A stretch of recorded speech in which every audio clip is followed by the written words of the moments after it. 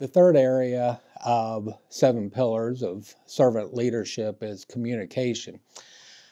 I think the key part, obviously, with communication is not just the communicating part of me giving my information to you, but am I able to understand your needs, understand what you're trying to say, and I'm truly listening to those feelings and those beliefs. To me, it goes down to a basic level of when you're talking, am I listening to find a place for you to stop so I can start talking, or am I listening to you to get a good understanding? If I'm trying to understand what you're saying, what you're feeling, what you're believing, then I'm truly a effective listener. I may have to ask questions to clarify things, but I'm able to communicate because I'm listening to your needs. My name is Jane Lant. I currently reside in Pineville, Missouri, and I will be speaking about converting the old 1871 Pineville Courthouse into a museum.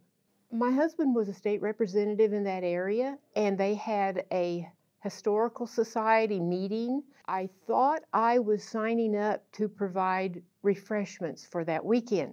We had our first meeting, and there were 4 of us that we signed up, and the lady that was in charge started telling us about this project, and then she got up to go in the other room, and I asked my other 3 compadres, "What did you sign up for?" I thought we were doing refreshments for this big grand opening. And so whenever the lady came back, we asked her, and she said, "Oh no, you're going to be doing the renovating and decorating and displays for the new museum to be opened in May." So that's how I got started. When we were told about this project, then we understood that it was our responsibility to get this going. And this courthouse was literally falling down on the inside.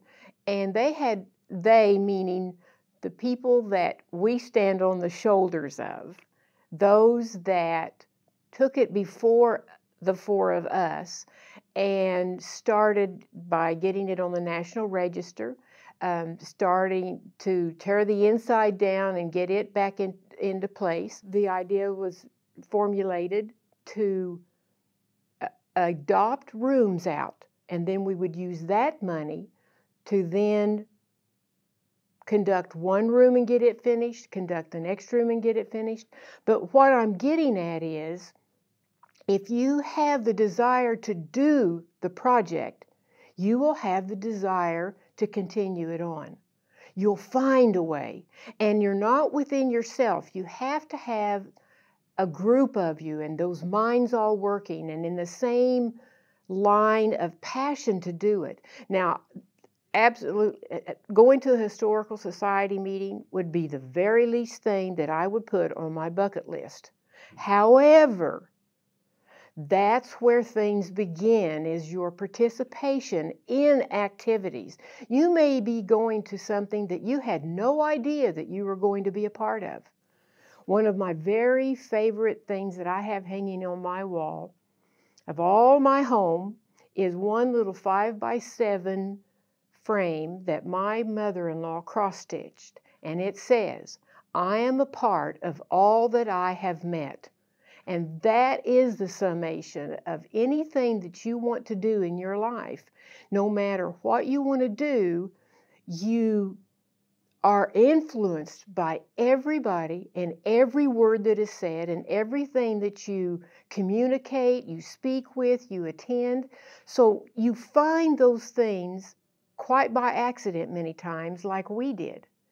And this year was our 6th grand opening and our last room that we were able to open. We finally finished all the rooms in the courthouse.